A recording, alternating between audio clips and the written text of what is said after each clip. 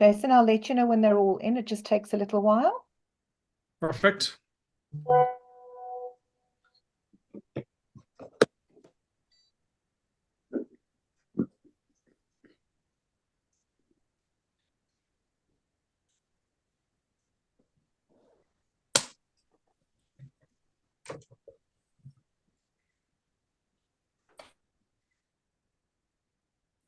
Right, I think all the journalists that were in the waiting room are now in, Jason. I think we are still waiting for Dobbo. So if you doesn't mind just waiting a minute or two. Perfect. We'll kick off without Dobbo, and he can jump in when he likes. Is that okay? Or do you want to wait for him? Do you know what? Go ahead for now. Go ahead. Okay, perfect. Hey guys, thanks a million, and thanks for joining us on our latest Coaches on the Couch series. We have a kind of a pack room here today, guys, so we keep everything as strict as usual. So 2 questions per journalist. Please raise your hand first. I'll get to you, and then if there's more time at the end, we'll come back around. We've got Connacht head coach Pete Wilkins here today, Glasgow Warriors Franco Smith, Oliver Bet Sharks John Plumtree, Leinster's Leo Cullen, and Dobson is running a little bit late from DHL Stormers, and he'll join us in the next couple of minutes. So we've got a hand up there straight away. So we're going to start off straight away with Nathan. If you want to jump in there, please, and let us know who your question is for and who you're with. Thanks.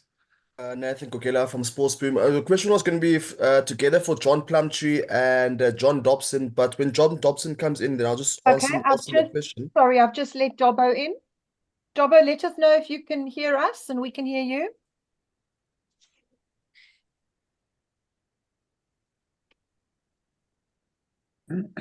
John Dobson, are you there? Can you hear us? Might just be a second connecting to audio, I'd say, Shelley. Perhaps. I see him. He's in the room anyway. John Dobson, can you hear us?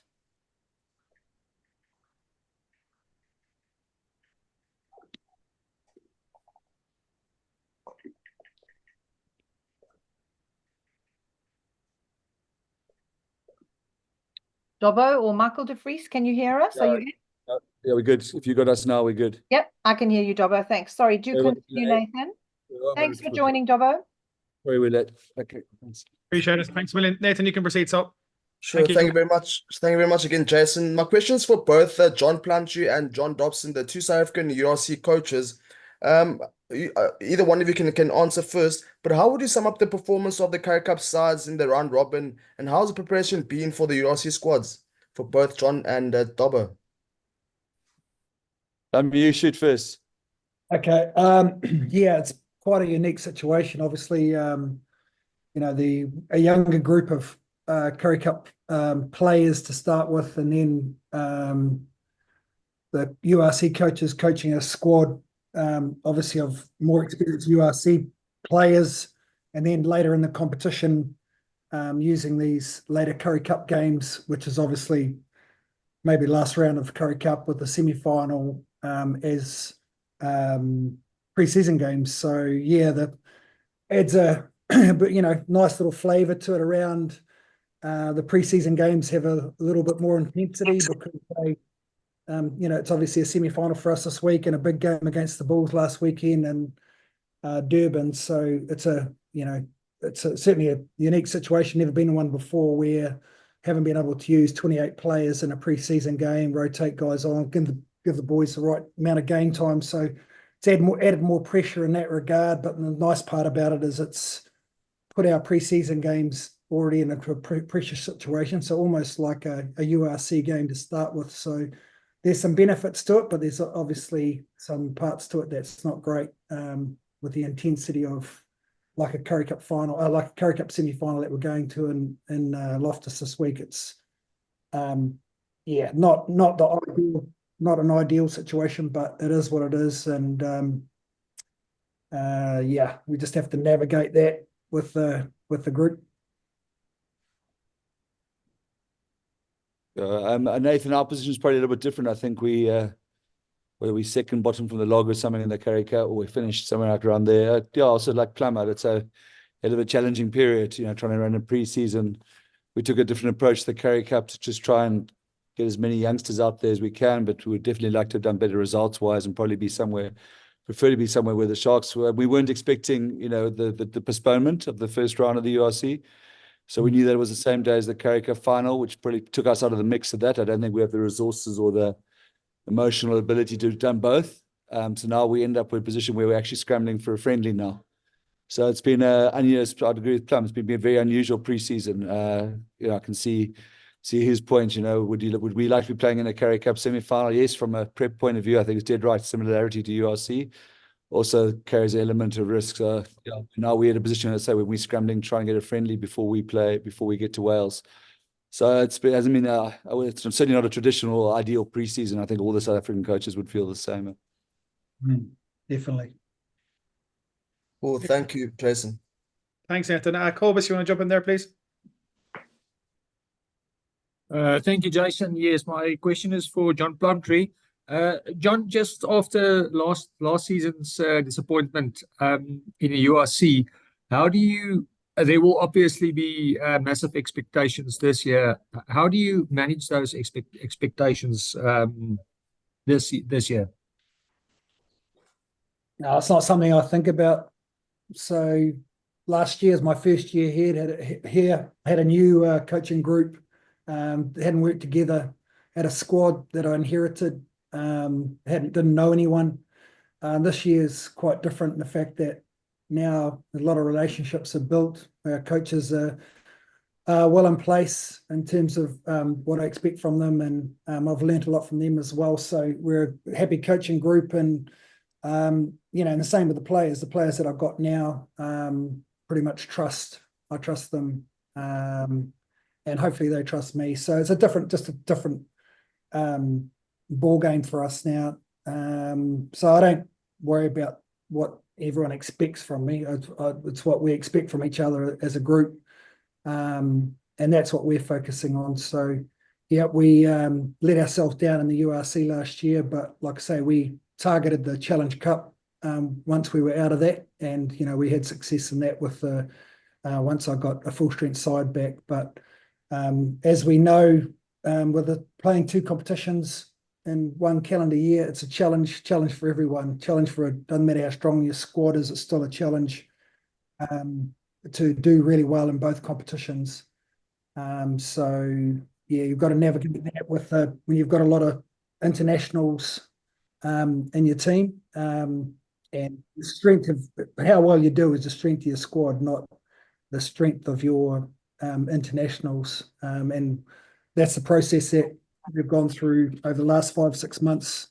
We feel like we've recruited in some good areas and strengthened some areas where we struggled last year, but we're just a happier bunch here now, which makes life a lot easier. John, just lastly from me, just a word on Sia re-signing with the Sharks. Yeah, obviously, the world's worst kept secret, isn't it? I mean, there was a little bit of, had a little hiccup along the way with dealing with the two clubs and obviously a transfer fee. But we're delighted to have him back. He wants to be back here. He wants to bring his family back. Emotionally, it's good for him. He's going to be a happy boy being back in South Africa, back in Durban. And yeah, excited about what he brings to the group in terms of just the way he can help bond a team with its different cultures. And he's going to be massive in that space. And yeah, obviously, outstanding player. So yeah, good for our leadership. Feel like I've got some real quality leaders in my group, which, with a long season ahead, and like I said, the different challenges you've got to navigate in the URC and EPCR, he'll help a lot. Thank you very much. Thanks, John. Brilliant. Thanks, Cobus. Jan, do you want to jump in there, please, when you're ready? Thank you. My question is for John. John, one of the local publications reported this afternoon that Stephen Kitsoff has suffered a neck injury. Firstly, is it true? And if so, have you got any idea how long he's going to be sidelined for? Jan, he's done some ligaments. So I don't know what grade yet, and quite high up on his neck. So he's 6 weeks. I think 6 weeks is the reassessment date. So from what I understand, he's out for 6 weeks at least. Neck and ligaments and stability is quite a sort of dangerous cocktail. You know what I mean? It's a cocktail you want to be very conservative about, not the ones you drink in the East Rand. So it's it's one you want to take very cautiously. So I reckon he's 6 weeks minimum, yeah. 6 weeks, and we'll be able to tell you how many more weeks after that. That's exactly as much as I know. But it's ligaments and he's yeah. So it's pretty safe to say he's out for the year in 2 as well. Where we now? Sorry, I'm not trying to be vague. Mid-September. Yeah, mid-September. I mean, yeah. I'd say so. Okay. Then both you and John, John Plumtree, both Johns, the movement, the decision to move the first round, the derbies, to next year. How does it impact your build up? I think John touched on it briefly about you wanted to build up in the Currieb Cup and that, and you guys also planned for that. How a bigger impact or setback is it for both teams? Like I'll take this one first. For us, it was a hell of a setback. Well, would have approached the Currieb Cup differently for one. I mean, there's no question around that. And then secondly, I think all the coaches on this call would have had every session planned, your whole progression plans, how many minutes you wanted for each player ready for that first game. And for that to sort of be, I suppose, indefinitely postponed was, through the whole preseason, we were suddenly, as I said, we literally on the phone today trying to organize a friendly. So it's of course it's disruptive. And also we're looking forward to the momentum of playing in Cape Town Stadium, THL Stadium. We've driven season tickets hard, a lot of interest, and now that's sort of taken away. So it's been a blow both in terms of our prep and for trying to get this sort of season underway in Cape Town. But I suppose we'll have more inventory later on, because us against the Bulls is it's a big occasion for the sort of rugby fans of Cape Town. So take it off the table is a bit disappointing, but I suppose something to look forward to whenever it's replayed in February or March. Yeah, and I guess as well that fixture's been shifted now to a later date, and like John said, when you do your planning, with our Springbok resting and how we've got to rest the boys, game gets shifted.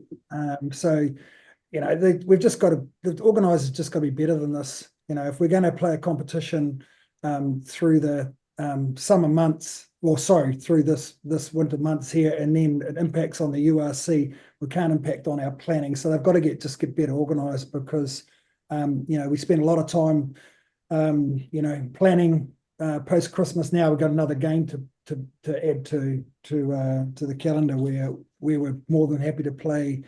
If we reach Currieb Cup final, we're more than happy to play that Currieb Cup final and a URC game, because we would have just played a younger group, a different group guys that missed out in the 23 in a Currieb Cup final, and then carried on with it. And I think that's what everyone was happy to do, but barring one or two provinces, I believe. So yeah, it's just a pain. It's just another game to find time for later on. I agree with Plum. It's really poor. Yeah, totally agree. Thanks, guys. Thanks, guys. Robert, you want to come in there, please? It's for Franco Smith. Franco, do you feel you've got a target on your back this year? Definitely. It goes without saying, I think, Rob. It doesn't change what we need to do and how we're going to go about our business, though. But I'm sure, that the teams will approach us differently. So yeah, I definitely feel that there will be some more interest in our performance this season. Edinburgh were dreadful last season, didn't make the top 8. What do you expect from them? Oh, obviously, I think they're a quality outfit, quality squad, good coaching group, and they've added they added some good value to it. So no, we expect them to be as good as ever. They've got a quality outfit there, and it's going to be tough, the derbies over Christmas. Thanks, Max. My 2 questions up, Franco. Cheers. Thanks, Robert. Andrew, do you want to jump in there, please, when you're ready? Yeah, cheers. Just two for Frank Smith as well. Frank, I read you're a little frustrated after the preseason friendly against Connacht. Has it been tricky with the boys coming back, or some of the boys coming back so late after such a long season last year? No, obviously that played a role, the fact that we finished very late and we had most of the squad traveling with Scotland over the summer. So, the rest, the way we play, the creativity and enthusiasm are important ingredients. So to have them back a little bit later was important. So again, I'm not too concerned as I think most of the coaches around the table about the preseason games. We've done enough. I'm not dissatisfied where we are, absolutely not. And the results, you don't read much in the results. The approach and prep is different going forward. So not concerned at all. But we'll be looking forward to having some fresh boys in the environment. And I think since we last spoke, David Nucifora was appointed at Scottish Rugby. Have you worked with him before, and have you spoken to him yet since he's been appointed? How closely do you see yourself working with him? Oh, look, obviously, when I was performance director at Italy, with the Italian environment, we got a lot to do with each other and spoke often, and we share similar ideas from that perspective. So I've had a meeting with him just to explain where we're about, and what we're trying to do here. So I think his focus will lean more to the rest of Scotland's player pathway, not immediate. No, I can't foresee immediate change to what's should be done at our level, but he's definitely going to influence the pathway as soon as possible, I believe. Cheers, Franco. Thanks, Andrew. William, if you want to jump in there when you're ready, please. Thank you.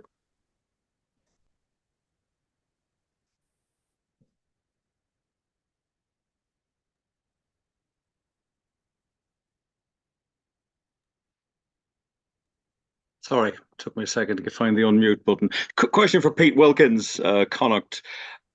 Pete, you're 2 games into the pre-season, 2 wins. What's the overall feeling now? I suppose it's getting closer, that game in Munster on Saturday week. Yeah, it is getting closer, William. I think obviously, a couple of wins so far in pre-season is important mindset-wise. It's important for building that bit of momentum, but you also don't want to be misled by that. I think those first 2 games in particular, it's about getting guys minutes. It's about looking to see for some of those aspects that you're either trying to change or tweak in your game from the previous season. So, we've been pleased with the progress in that, but at the same time, going away to Thomond Park round 1, it's, a different challenge altogether. So it's one we're looking forward to, and, but we'll certainly need to use the next 2 weeks prep really, really wisely in anticipation of that. Some senior players or older players left at the end of last season, some younger players coming in, like Piers O'Connor, who's coming from Bristol, but some have come through the Connacht system. How are they settling in, and do they already feel part of the potential to be picked structure for games? Are they all putting their hands up? They're expecting to get picked.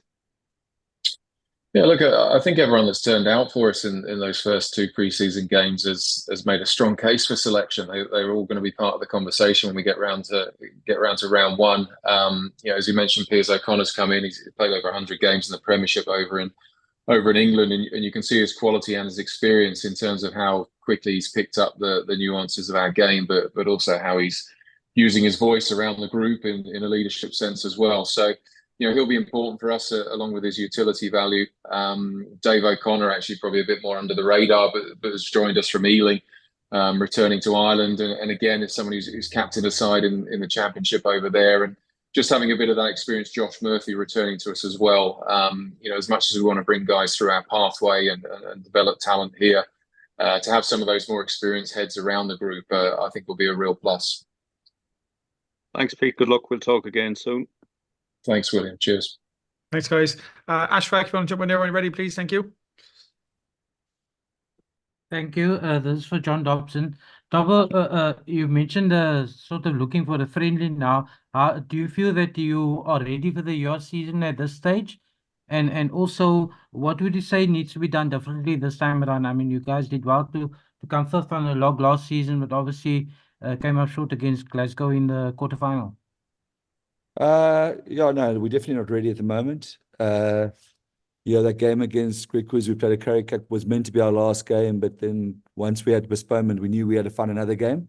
So, so there's still guys like Warwick Cullen, Ruan Nell's got no game time. A guy like Dan Duplessis only on 60 minutes, and so is Neertling for sure. So we're way off match readiness now. Different in our season. Yeah, I think the areas we probably want to improve on. I think there's some areas around line out to more that we could get better, more defense. But we feel like we've been there or thereabouts in all three URCs. We could see obviously. Kutsi and JD Schickerling and Dave Ewers are three guys we feel we just needed to add a bit more depth so we could compete. Plum mentioned about both competitions. We just didn't have the depth amongst our forwards to compete in both. So probably beefed up in the right area there. Blow Kutsi's out for at least for 6 weeks, probably 6 to 8 weeks. That's a blow. But it's probably more around, learning. You learned a lot about, Franco's on this call, how effective Glasgow were in the maul and the line out and how well they contested, and probably an area that we needed to sharpen up in. So that's probably where we boosted up in personnel and spent a lot of preseason, but we're not ready yet. We definitely have to find a game. So if anybody's volunteers on the group, let me know. We'll be there. Okay. Just another one quickly, Dobbo. In terms of selection and managing your resources through the season, that's, I guess, is always a challenge because of the length of the URC, but you also have Champions Cup where you really have to compete for the trophy as well. So how do you see that going and dealing with juggling your resources?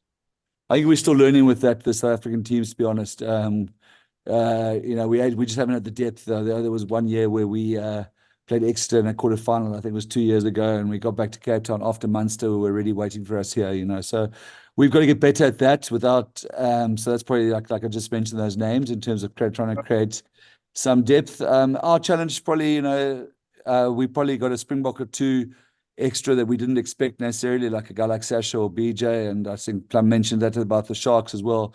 It's a hell of a management project when you factor in their resting and a lot of guys on national duties, which it's not like the old days of Super Rugby. So that juggling, and we're not good enough at the moment. We play La Rochelle last season in a last 16 game, which I think we lost in the last second, and then we lost at home to Ospreys the next week. So we're just clearly not good enough in arranging our squad. And that question, Ashfaq, is probably the key work on for us over this season, to be better at juggling resources, the national, the resting, the two competitions. We're not there yet. Brilliant. Thanks. Stephen, if you want to jump in there when you're ready, please. Thank you. Thank you very much. Hi, guys. Dobbo, it's all very good to say that you would be looking for another loose-head prop. But the question, of course, is there another one in the market? But are you going to maybe look for one, with Kutsi, Ali, and Lizo out? Yeah, so listen, the market's done, I think, for this season. I mean, you can't replace Stephen Kitshoff. There aren't any of those guys floating around and hanging on trees, So there's no point. That's a different level, and we've got enough. Leon Lyons has come in from Griquas. Steve Satole is fit again. We've got two really good, promising youngsters in.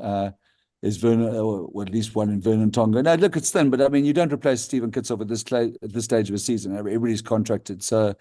We had the best scrum differential in the competition last year without Kitsy, and we've got a promising youngster called Brock Harris who's just going to have to go again, so that's that is it, Steve. It's the cards we dealt. I just hope that Stephen's nearer a 6 to 8 week than anything longer than that. But there's no prospect of us finding an uncontracted loose-head who can make a difference. There's no point if you've got youngsters. You'd rather back your youngsters like Vernon and Leon than go to a market for a guy who's not going to make a difference. So no, we done. And then just obviously last year the tour, the 4 losses, you guys actually came back and did well on your away games later. But if you go back to the 4 losses, you guys won so many games after that, but it's almost as if that forced you into a little bit of conservatism and took away your chemistry. How important will this tour be? Just to you know, just get at least 2 wins or something like that. Yeah, and you did right, Stephen. I thought it made us much poorer. Felt like we had a dagger to our throat the whole season, and I got much worse with the rotation. So because you thought let's take for example, Ruben van Heerden was our best lock, so we kept playing him because we were so desperate to win, which meant the other locks in the squad didn't get much rugby, which meant they became poorer, which means when we did play them, we judged them, and the squad became a little bit stratified. The year that we won, we used 57 players. Last year, we used in the high 40s, and that was because of our conservatism. And suddenly those crazy offloads that we were famed for, we were taking a bit more serious, a bit less serious, a bit more seriously last year. So we had a knife to our throat the whole season. It wasn't an enjoyable season because of that for the start. So we need to get a win or 2 on tour. We hoped to start with a nice home game with the Bulls, but no, we absolutely have to do that because we were under pressure the whole season. I think we did well to fight to where we finished, but it was tough from the start. Cool, thanks. Thanks, Steve. Cheers, thanks. Ken, if you want to jump in there when you're ready, please. Thanks, James. For John Plumtree, how's it, Plum? You mentioned earlier about you feel like you've recruited in some good areas ahead of this season, but I think in terms of the Currieb Cup, you guys might have actually benefited the most out of any team. Just you started the Currieb Cup with such a young, about 3-4 weeks into the Currieb Cup, you switched to a very young side, and those guys really came through superbly. Just how much has that kind of boosted your depth? I mean, how excited are you about some of the talent that you've exposed in the Currieb Cup? It's worked out well. I mean, it wasn't like it was planned or anything. I was never going to play guys like had heavy URC seasons in the Currieb Cup. I mean, you think about South African rugby at the moment. If you want to come and watch live live rugby in South Africa, you can just come at any week of the year. There's a live game on somewhere. So because of our ridiculous calendar that we've got, we've had to use youngsters in our academy, guys that have, there's obviously a few South African under-21 boys there, finished their tournament down in Cape Town and came back and played for us. And so I knew about some of these younger guys, and it was good to put them on that stage, a little bit more pressure on them and see how they went. They lost his first 3 games. There's a little bit of talk around, okay, Plum, bring your URC players back, but I didn't want to do that. It's just stuck with them. And then, JP Peterson did a really good job of bringing some of those boys through. And it's great because it adds to your depth of URC squad, and that's what we do have in this country. We've got great depth. But putting them on that Currieb Cup stage was fantastic for us. And I know that a lot of the other provinces would have profited from it as well. It is good, but they, of course, as with so many internationals out, we do have a squad, but then if you lose 2 or 3 guys in the one position, then you'd get stressed as well. And right now we've got a lot of backs injured, so we'll play a couple of guys out of position. But yeah, going back to your question, that is the positive about having the Currieb Cup this time of the year.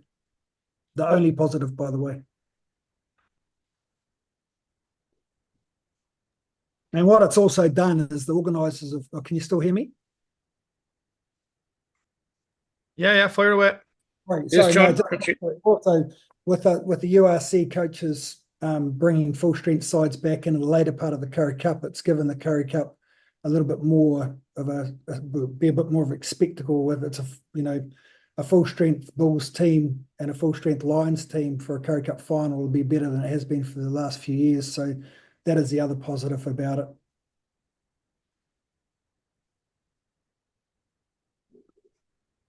Perfect. Thanks. Jerry, do you want to jump in there when you're ready, please?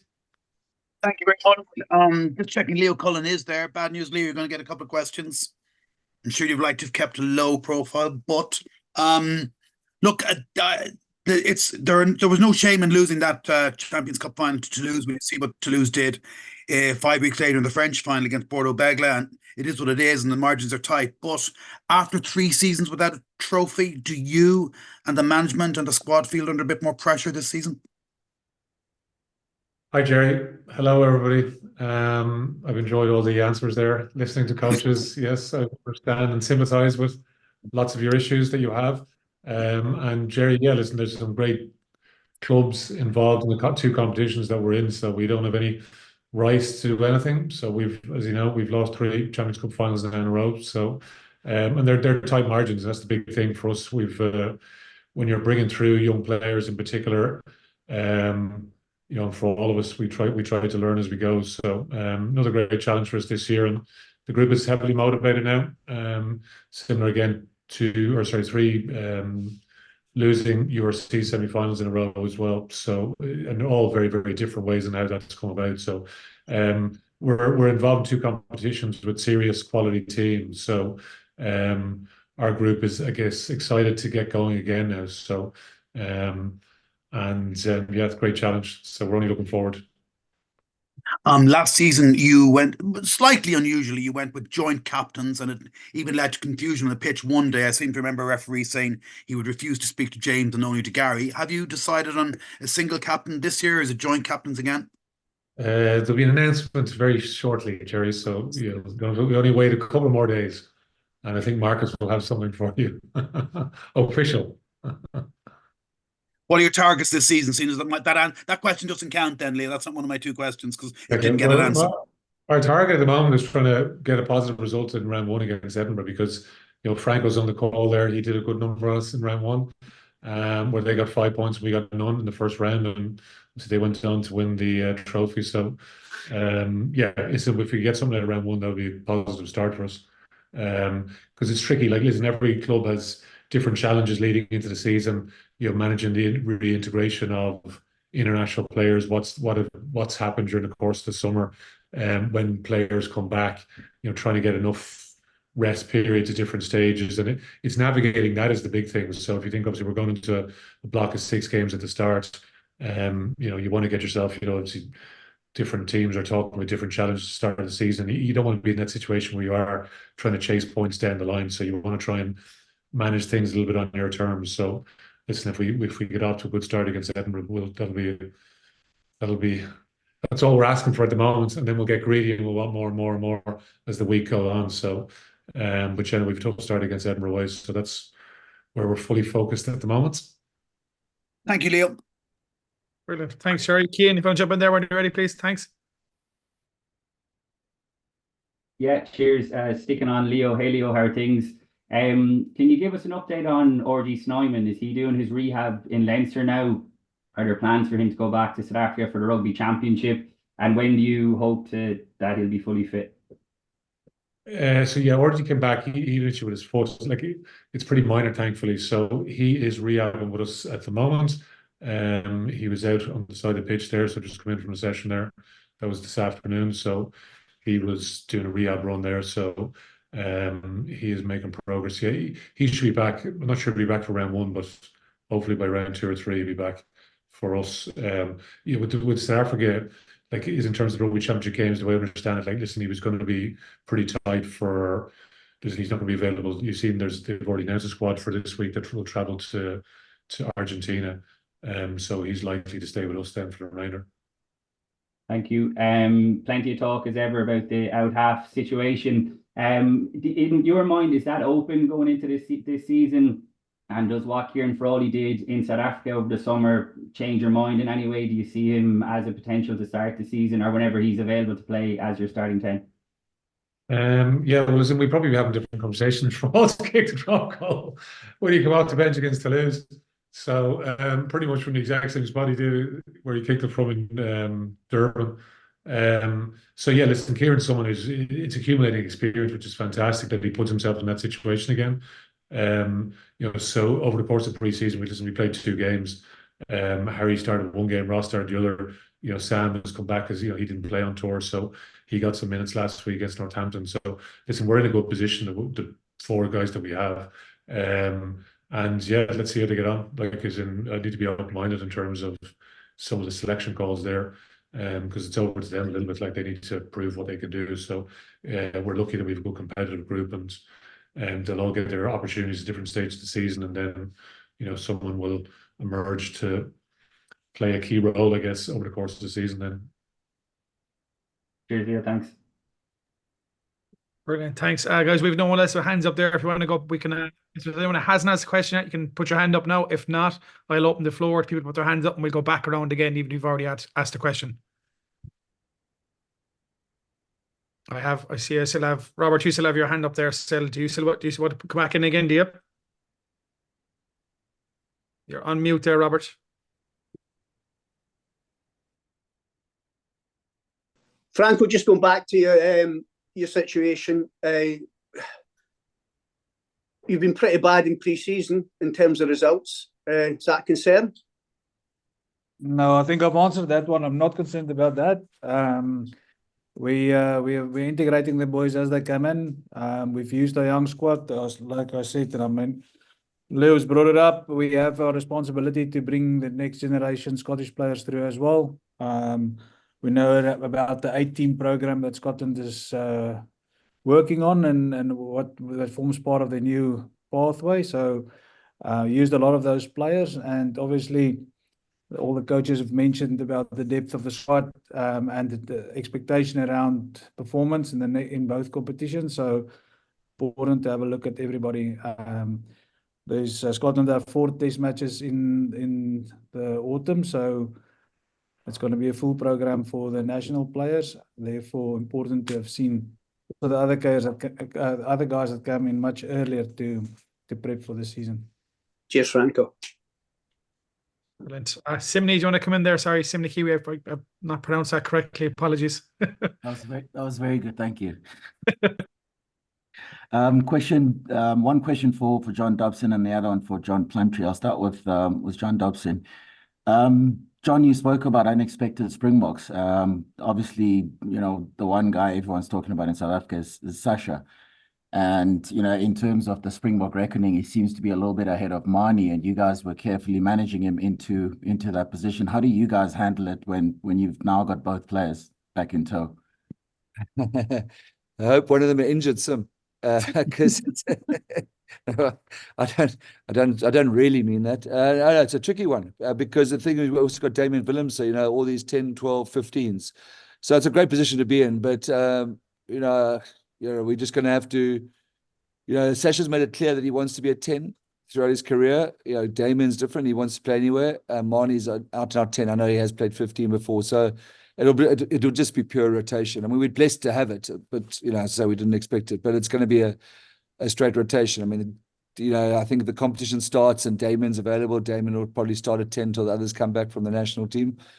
And then we've got a problem. One of them will have to sit on the bench at some stage. But I guess it's sorry for the cliche, Sim, but it's a nice position to be in.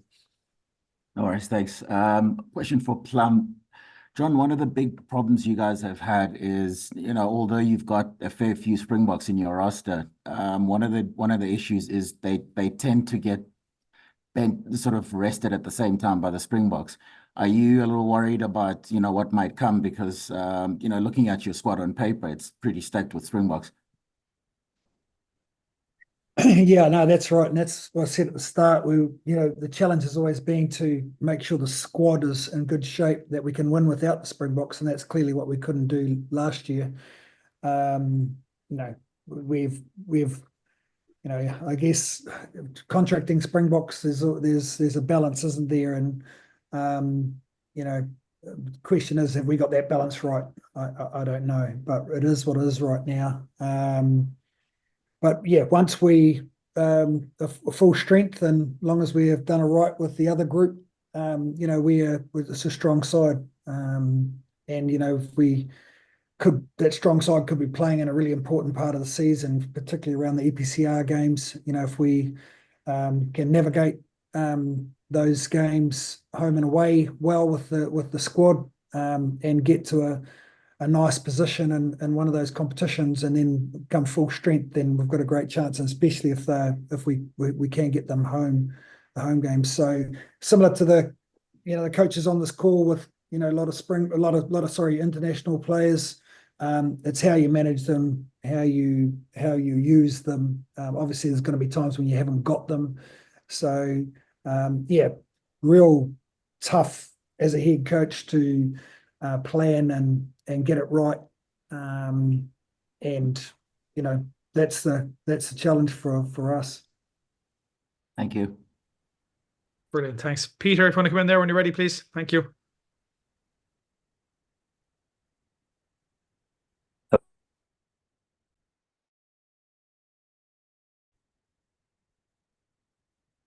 You're just on mute there, Peter, if you don't mind. Hello, can you hear me? Yeah, all good. Fire away. Okay, sorry. Question for Leo. Hi, Leo. I'm wondering to what extent you can pick from a full deck from round one this season. Obviously, it's a lot different from last year. So what sort of freedom do you have? And have you thought much about using the same strategy as to when and where you can use your international players? Yeah, hi Peter. Yeah, it's pretty similar to some of the other coaches. Like there's a bit of common sense here, isn't there? So if you think when players finish tour, the involvements in the test that they had, so some of those guys that have played, big role there and carried the lows, so to speak, so they'll be a little bit slower coming back, whether that's round 2 or 3, probably not available for round 1. So some guys obviously have played less on tour will be available for round 1, and a little bit depending on how their previous season has gone as well. So, and there's a little bit of need in terms of what does the team need, and how we can manage the players in the squad over the first 6 games. So I know that's a very vague answer, but without giving too much away, you hopefully will understand that. So, because everyone is obviously carrying a slightly different load from the previous season. So, but yeah, we'll manage our way through it. It is tricky enough to manage. But that's the first 6 rounds, and then obviously we're off to November internationals after that, and then do something similar again depending on how players have gone during those, which obviously the Ireland have 4 tests this November, so how that plays out over the course of those 4 tests, who's played what, and then we'll have to manage things because we're into Champions Cup then after that, and the Christmas Interbros that we have here, so there'll be a little bit of management probably over that period of the year as well. So, and again, like what it's all about is making sure that we're looking after the players, because the rugby, it's like there's plenty of it and high intensity game. You want to make sure that everyone's able to fire. You know what I mean? So I know from a supporter's point of view, there can be frustrations within that, but listen, it's for the benefit of the players ultimately. So making sure they're able to fire when they really need to have to fire. So over the course of a long season, but anyway, like it's an exciting season. It's a great challenge. Every time we rotate, it's an opportunity for someone else, and some people competitive here as well. So you want to give guys opportunities, and it's great that we're able to do that. So I think we will probably chop and change our team quite a bit over the first 6 rounds of the season, and part of that is there's a necessity to that, which is positive, and hopefully have strong competition. But there can be a challenge from a cohesion point of view. So, but again, we'll just have to navigate our way through it as best we can. Okay, and just on the out half position, having so much depth there, does that create a stress from you? Surely you'd like to, for example, to say to a guy, well, we're going to give you a block of 4 or 5 games here, but that probably isn't feasible if you've got such depth. Yeah, I was interested to listen to Davos' answer there, so I might get on the call to him and see how he plans to manage things. He's got some good talent at his disposal there as well. So, and it is, yeah, like as in you do want to give guys an opportunity, a genuine opportunity. But at some point, again, you've got to build a bit of cohesion for the team. So, listen, guys, we'll get an opportunity. All 4 of them will get an opportunity. 3 of the 10s have played over the course of the last 2 weeks during the preseason game. So we already have a bit of an opinion and a view being formed already as a group of coaches. So, listen, I think that'll continue over the next few weeks. As we know, there's an Emerging Ireland tour as well. Yeah. So I'm not sure exactly who's going to go on that, but that'll get announced in the next 10 days or 2 weeks. So, so we'll see if that obviously plays a part then as well. So if somebody is gone, then see that's one less player that we have here. So, but again, it's opportunity to see somebody playing in South Africa. Okay, lovely. Thank you very much. Pleasure. Brilliant. Thanks, Peter. Thanks, Leo. Reese, you want to jump in there when you're ready, please? Thank you. Yeah, good afternoon, everybody, from a very wet Wales. I've got 2 questions for all the coaches, really. One is squad depth. How many players do you have that are URC ready within your squads? And then the next question would be, who do you think of all the URC teams could surprise you this year with the quality that they get onto the field? Most probably start in the south. Who's further south? I think that's Mr. Dobson, maybe in Cape Town, and work our way north with the answers. How many players we got URC already? No, we're not, is the truth. I'd say we played one Currieb Cup game. So no, we're a game off.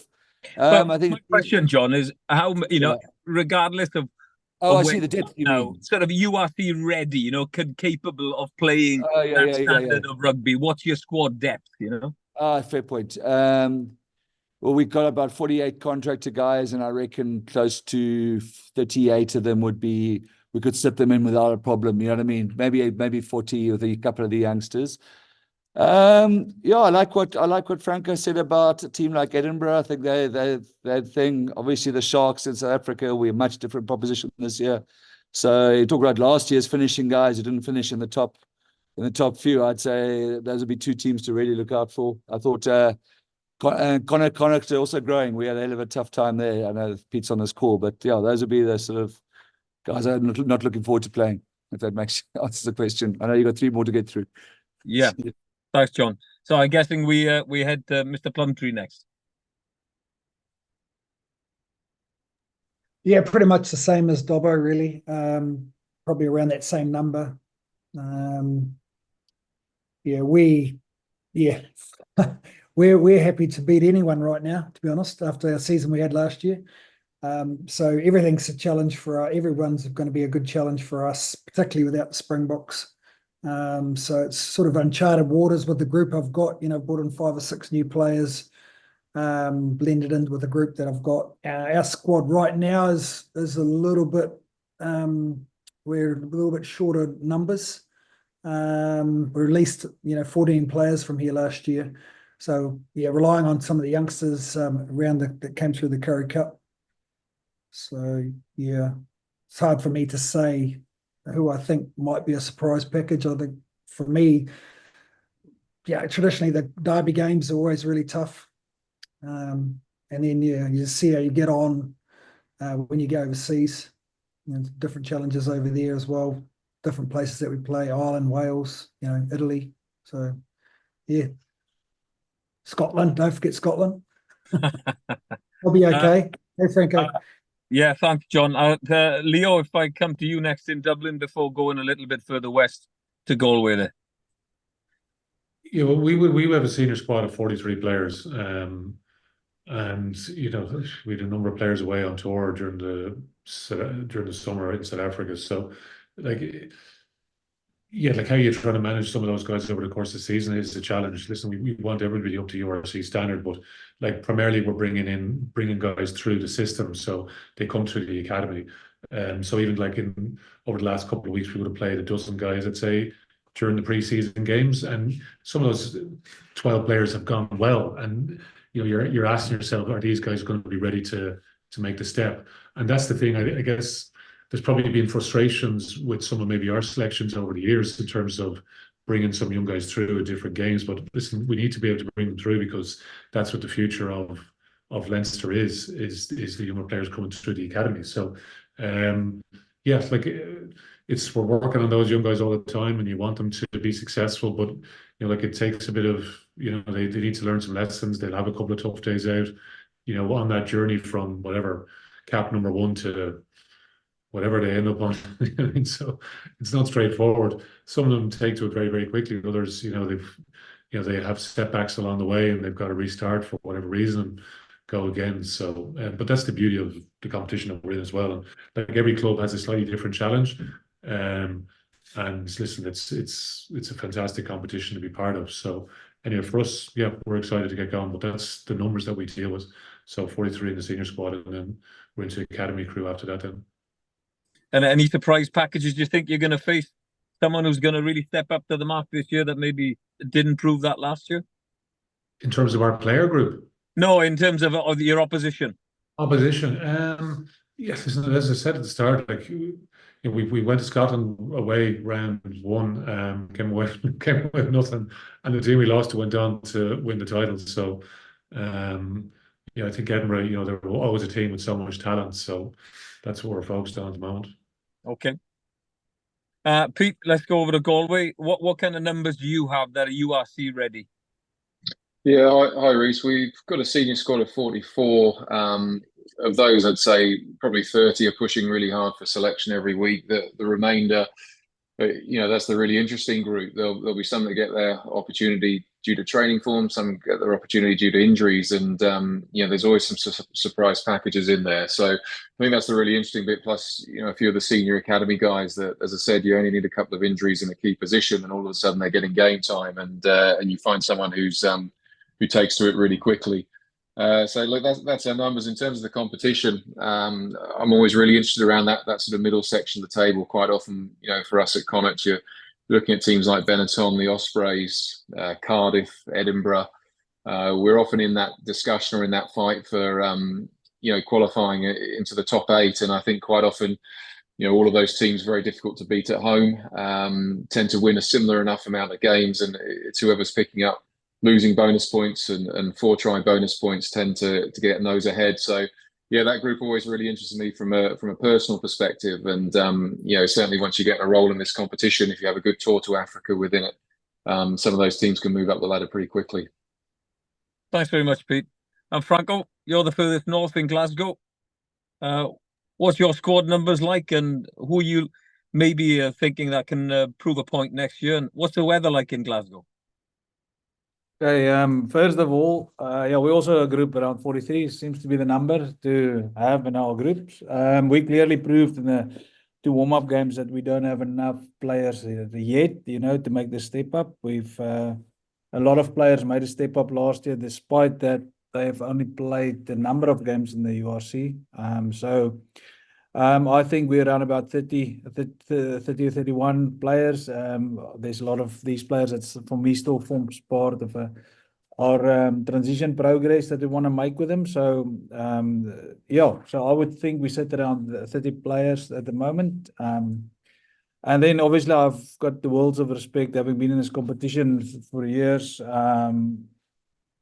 I've got a lot of respect for all the teams on here. So I do feel like Leo has been saying we don't want to look further than Ulster, but I do feel teams like Connacht has proven this week that they were organised. Zebre was actually well organised when we played them the other day, but I feel Cardiff might be the team that surprise this year. Great. What about the weather? Well, summer was on a Wednesday between 2 and 4 here in Scotland. Just one Wednesday, I guess. Thanks to all the coaches. Thanks very much. Brilliant. Thanks, Reece. We'll take a couple of more questions as if anyone else wants to come back in that's already asked a question, or if there's anyone there that hasn't asked a question yet and has one now. Cian, pop in there. Cheers. Yeah, just a quick one for Leo again. Leo, what's the latest on Jameson? When do you expect he'll be back fit? He's training fully now, so yeah, should be good to go for round 1, hopefully. Perfect. Thank you. Anyone else, lads? Or are we all good? No, we'll leave it there.